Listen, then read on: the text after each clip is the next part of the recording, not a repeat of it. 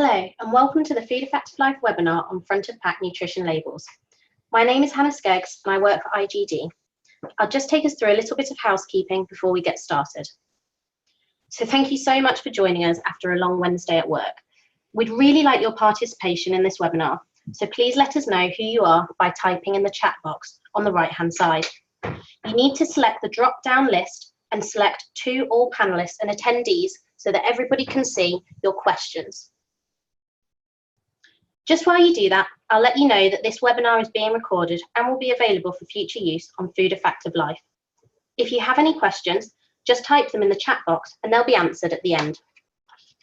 At the end of the webinar, click close and you'll be redirected to a short online evaluation, which will take about a minute to complete. And from there, you can download your CPD certificate. Fantastic. Thank you so much for all typing in. It's really great to know we've got so many of you listening in tonight. We also know from our registrations that we have teachers from many different key stages joining, so we'll try to make sure there's something here for everyone. So without further ado, let's start the webinar.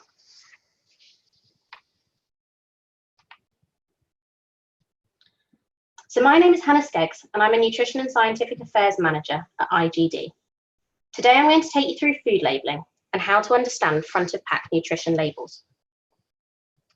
We've got a jam-packed agenda for the next half hour, and I'll start by taking you through the history of food labelling, explaining what information you can find on nutrition labels, how consumers perceive them, and most importantly, how we can teach comprehension of front of pack nutrition labelling to ultimately drive informed choices about what we eat and drink.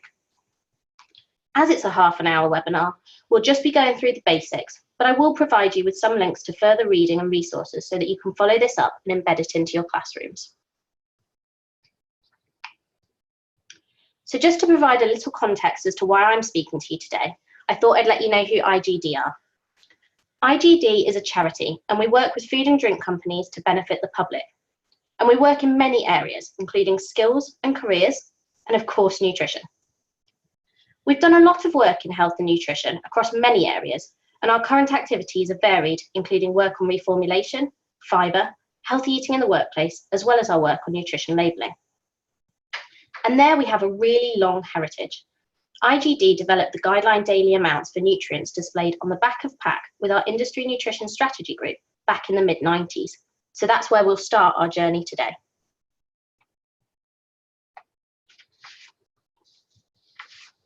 So you can see our slide here is titled A Brief History of Food Labels in the UK. The reason for that is you might be surprised to see that the history of food labels doesn't extend back that far. The earliest legislation of food labels on pre-packaged goods was only published 40 years ago, in 1979, when the EU General Labelling Directive came into force. The document was advisory rather than mandatory, so standardised food labels didn't come into force until much later. In 1991, experts and the Committee of Medical Aspects of Food and Nutrition Policy set dietary reference values for 6 nutrients, 13 vitamins, and 15 minerals. We then fast forward to 1998, when guideline daily amounts were developed to communicate the government's nutrient intake recommendations on the back of food packs. This collaboration of government and industry was led by IGD, and it was the first time that dietary reference values information was available on the point of sale for consumers to make informed choices. In 2004, the government white paper Choosing Health called for clearer food labelling to reduce obesity, which meant in 2005, IGD reviewed and extended the 1998 GDAs and published best practice guidance. This was a really pinnacle moment for labelling, because as a result, many supermarkets started showing guideline daily amounts on the back of pack. And Tesco's also started the process of revolutionising food labels by exploring front of pack labelling. In 2007, Europe's consumer policy strategy stated that consumers needed access to clear, consistent, evidence-based nutrition information. And this kickstarted a huge regulation review, which was published in 2012. Well, actually, it was published in November 2011, but nobody read it until 2012 because they were all on holiday. New EU regulation came out on the food information to consumers. And there was further guidance in 2013 from the UK government about front of pack nutrition labelling for pre-packaged products. So just to make you aware of where all of that leads us to today, the Food Information to Consumers Regulation meant that having a nutrition declaration on pre-packaged foods became mandatory on the 13th of December 2016 within the UK and EU. Front of pack nutrition information is still optional, but if you show it, you must do so in a way that is outlined by government guidelines and regulated by the EU. So what are the rules for providing nutrition information on pack? Providing accurate nutrition information to consumers is a legal requirement of packaged food and drink products in the UK. A new regulation covering all these aspects of food labelling was published, like we mentioned, at the end of 2011, with the majority of the rules applying from December 2014 and mandatory provision of back-of-pack nutrition information from December 2016. Prior to this, providing nutrition information was common, but optional unless you had a nutrition or health claim made on pack. But now, all products must label the things put on this slide. So a label must contain the name of the food or drink, a list of ingredients, which includes additives and allergens, and as you can imagine, is a critical piece of information in place to protect consumers. A weight or volume, the date mark, storage and preparation conditions, and the name and address of manufacturer, packer or seller, so that if a consumer has any issues with a product, they have someone to contact. You also need to label the country of origin and place of provenance to ensure traceability of that food. And finally, but of course for today the most importantly, we must label nutrition information on pack provided for a set of nutrients in a clear and ordered way that most of us will recognise as nutrition tables like this one pictured. But what about front of pack labelling? Well, as I've already mentioned, front of pack nutrition information is voluntary, although there is guidance on the format and colours that should be used. The Food and Drink Federation estimates that front of pack labelling is now available on around 80% of pre-packaged products in the UK. But the preferred traffic light labelling with colours is now available on 2/3 of products.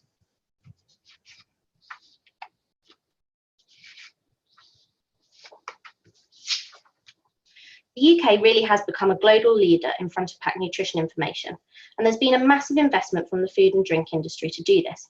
However, we know there's still a lot of consumers that do not use it, and it's not driving as much behaviour change as it could do. In the last 3 years, we've undertaken extensive research on labelling to better understand consumer barriers to use. This has involved over 7,700 consumers and has resulted in us publishing best practice guidance for communicating and presenting front of pack nutrition labels. So what research did we do? We started with a thorough analysis of published scientific research on labelling and followed this up with in-store interviews and eye tracking, where we could follow what people were looking at on pack. And then we asked them why that information was of interest to them. Were they looking for calories? Were they interested in a health claim? Or were they just drawn to their favourite brand? Following on from that, we ran consumer focus groups and we created messages to help people with the common confusions associated with front of pack labelling. We tested those messages rigorously with behaviour change experts and consumers, and then followed up with shopper surveys and comprehension testing so that we can ensure the messages are helping change behaviour over time. As I mentioned earlier, we've engaged with thousands of people on our research so far, and this won't be stopping anytime soon. I'm now going to take you through a few top-line insights from our extensive research. From our research, we know that shoppers look for shortcuts such as health claims to help them identify the healthiest products. However, a significant number of shoppers are feeling confused and sceptical about nutrition information and health claims. About a quarter of shoppers actively use nutrition labels, which leaves a large number who aren't. And here you can see that 52% of people surveyed do not believe most health claims made by food companies. We also know there's a lot of misunderstanding when it comes to nutrition labelling, with 46% of shoppers finding nutrition information on pack is too difficult to read. Lack of time and understanding were cited as barriers to reading this nutrition information on pack. But with all of that being said, there really is appetite to use nutrition labels more. Nearly half of all shoppers believe they should be referring to nutrition information on a more regular basis. A similar number are open to learning more about nutrition labelling or information so that they can make more informed choices. Our research looked at adults, but we know more and more your pupils are taking control of influencing what they eat. So it's important to start educating on labels in schools when we know people want to use them. When we asked people what's helpful about current labelling, we found something really interesting. You can see from this slide that the amount of sugar in a product, the colour coding, and the levels of salt, fat, and calories are reportedly most important to people looking at labels. The great news is that actually this information is on front of pack labels, highlighting a massive opportunity to empower informed decisions if people know how to read them correctly. But, and there is a big but here, the majority of shoppers are really confused by the lack of consistency.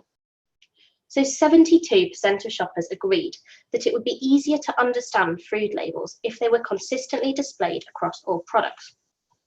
We know now that consumers are shopping in a variety of stores and across multiple channels, and because of this, they're exposed to a wider range of brands and product packaging than ever before.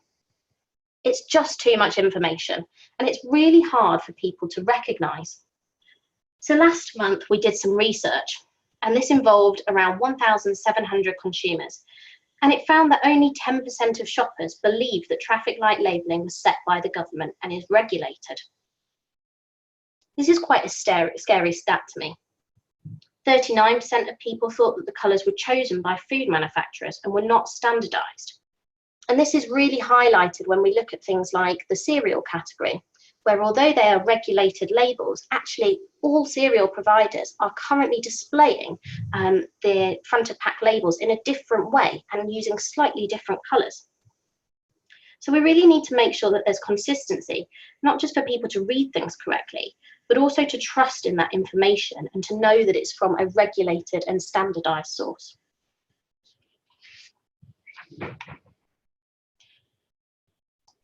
Here we asked people how often they looked at nutritional labels and whether or not it influenced their decisions on purchasing. And around half of the people we spoke to claimed to have looked at nutrition labels in the last 3 months. This is really great news, but unfortunately we do have a really big caveat here. And that is that people don't necessarily understand nutrition labels, even if they're reading and using them regularly. So our research suggested that 1 in 4 people are not correctly understanding portion size labelling. When looking at this cheesecake, a quarter of people were unable to tell us how many servings were in it correctly. 6 in 10 are not fully understanding reference intakes, what they mean or where they're located. And around 1 in 5 don't know to use colour coding to compare products or as a shortcut for healthier choices.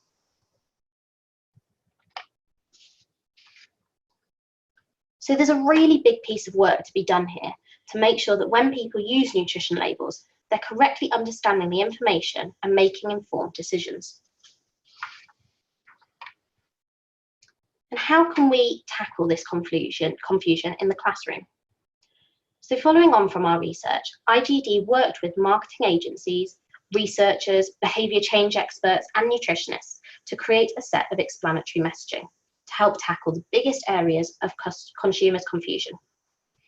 These were portion size, energy or calories, reference intakes, and colour coding. We consulted with industry, non-government organisations, healthcare professionals and the government to make sure the messages worked and would be used. This information is already being publicly used by 18 large manufacturers and retailers within the food industry, such as Waitrose, Tesco's and Kingsmill, but it's also being used by the British Dietetics Association and healthcare professionals, so we're confident it can help in the classroom settings too. The messages are designed to be used in any consumer-facing communications, and there are 2 guides, one which is specifically for educators and healthcare professionals and can be downloaded for free. The messages work best when delivered in a specific order, and there are core messages and support messages, so that you can tailor your lessons to the audience and time you have available. Our research found that short, simple messages were the key to increasing comprehension, and I'd really like to take you through them now. So firstly, we want people to know and recognise their label, informing them that checking the nutrition label is a good way to compare products, to make healthy choices, and to eat a balanced diet.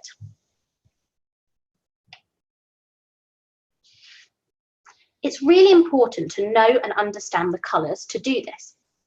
The red, amber and green colours show at a glance whether a product is high, medium or low for fat, saturates, sugar or salt. Red illustrates that a product is high in a nutrient and green shows that it is low. You can use the colour coding to compare two products, like in the picture at the bottom left. If one sandwich has less red and more green than another, you can assume it's the healthier choice.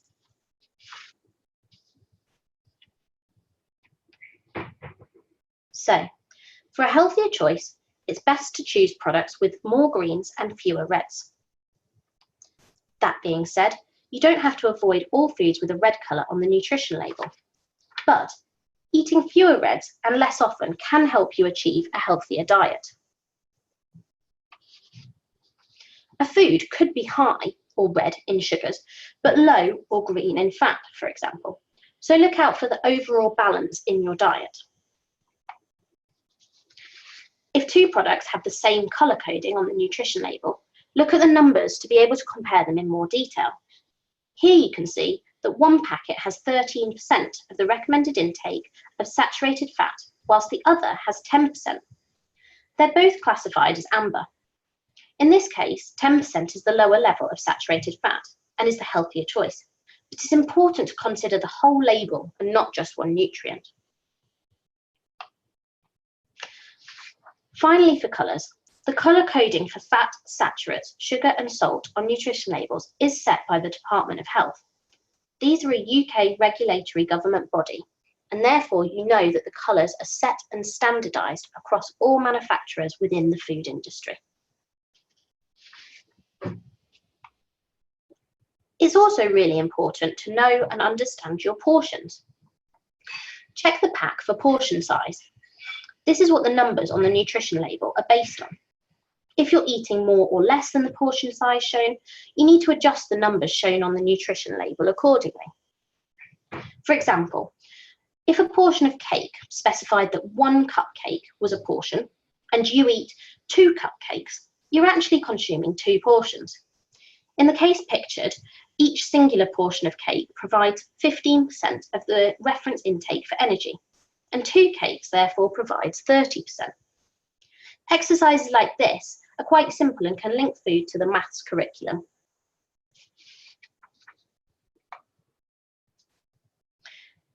It's also important to know your calories. To make the choice that's right for you, use the calorie information to compare products. Check the pack for the number of calories there are in a portion and per 100 grams of a food or 100 ml of a drink. The average woman needs 2,000 calories a day. The average man needs a little more at 2,500, and children need fewer than 2,000 depending on their age and activity level. You'll usually see 2 values on labels for energy, kilocalories and kilojoules, but it's best to look out for kilocalories or calories. I realise that this is really confusing when most schools teach in the metric system, but our consumer research found that there was a much better understanding of calories than kilojoules in relation to food. You might also have noticed that Public Health England and the Change for Life campaign are talking to consumers about calories, so it's important for students to understand both measures. So with all that talk about reference intakes and daily allowance, what is a daily allowance? So reference intakes, or RI, have replaced the term guideline daily amount, or GDA, but they're essentially the same thing. The numbers on the label show you how many calories and how much fat, saturates, sugar and salt a portion of food or drink contains, both in the number of grams and as a percentage share of your daily allowance. It's really important to aim to stay below 100% of your daily allowance, for calories, fat, saturates, sugars, and salt when you add everything up that you consume in a day. As an example here, we have a breakfast, lunch, and dinner. So you can see that 11% of calories are coming from our cereal and milk in the morning, 23% are coming from our sandwich at lunchtime, and in the evening we're having a pizza, which is providing 36% of our daily calories. What you'll notice here is that all those percentages add up to less than 100%. And that's really good over the course of the day because we've consumed less than the reference intake for energy for the average adult. And that's going to reduce us becoming obese or overweight. We can use those percentages on the nutrition label to track whether you're under or over your daily allowance. And the daily allowances are recommended by an independent panel of scientific experts and endorsed by the Department of Health. So that's been a whistle-stop tour of our messages. They've undergone rigorous testing by behaviour change scientists, so they shouldn't be altered too much, but they can be added to and turned into a larger workshop to fill a lesson. We have resources like a one-pager, and we've got lots of free visuals that you can use inside of your lessons. When we launched our guide last year, we received support from the Chief Executive of Public Health England, who recognised the power of bringing industry together to educate on and display nutrition information consistently. This slide shows you some of the companies that have already used IGD's messaging in their communications. And this only launched last year, so I'm hoping that we've got much more excitement to come. So, I'd really love to give some of that a try. Here we have two lovely cottage pies showing front of pack labelling. If you could use the message area to type in A or B to the following questions, I'd like to see how much we've understood. So, first question for you all. Which pie shown has the least salt?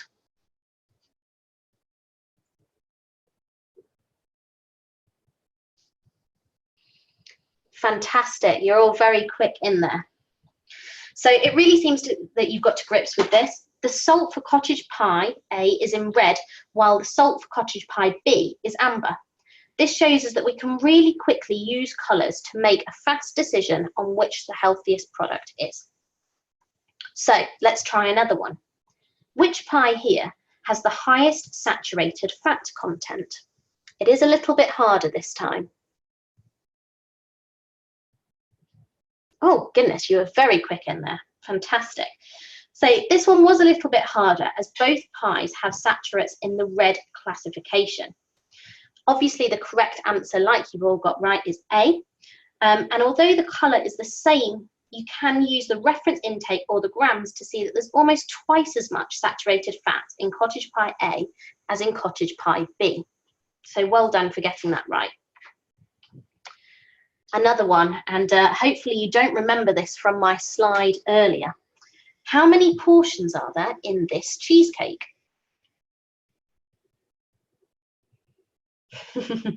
So quick.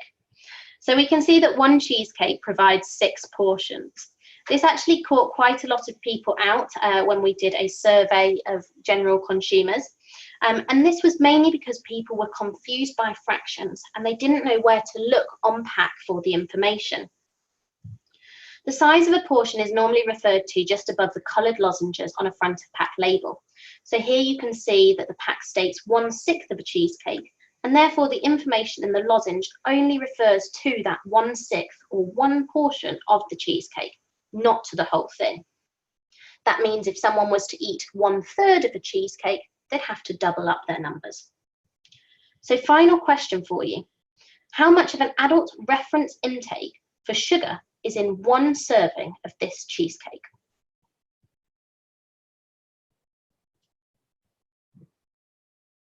You guys are so good. I'm very impressed. So yeah, this cheesecake has 6 servings and the information provided in the lozenge is for each serving. So one portion provides 20% of the reference intake for sugar. It's important people understand the portions they serve themselves. So if you ate 1/3 of a cake, doubling the portion size here, we can do the maths to see that we would then be consuming 40% of our sugar reference intake. So hopefully you've been able to see that some simple messaging can really help people use nutrition labels, and we've developed some resources to put them into practice. To find out more about our messages, to download them, and all of our supporting images for free, please do visit igd.com/healthy eating. Don't worry, we'll send you a link after the event along with the webinar documents. Finally, we know that helping people understand and use labels better is only the first step. So that's why IGD have also developed best practice guidance for the food and grocery industry, encouraging them to present their front of pack labels consistently. Last year, we had 3 major retailers and 1 large manufacturer adopt this best practice on their front of packs. And so we're sure that more will follow in the near future. The purpose of this is really to bring greater consistency across all food and drink products by adding more detail on top of existing regulations and government guidance. So in conclusion, health is now a key factor in deciding what we eat and drink. We want to empower understanding of nutrition labels, and it's important to educate people from a young age to do that. Shoppers want to use nutrition information, but they're really confused by it. Some simple messaging and consistency could improve their comprehension. The food and grocery industry are rolling out IGD's messaging and best practicing, but more needs to be done to drive behaviour change, and you can help us. So, a little plug and a bit more information about the education side of our charity. As a charity, we run several initiatives, one of which is Feeding Britain's Future. These are secondary school programmes designed to help students develop their employability skills. You can find out more about how we can help you meet Gatsby benchmarks and help students link curriculum to careers by going on our Educator Hub.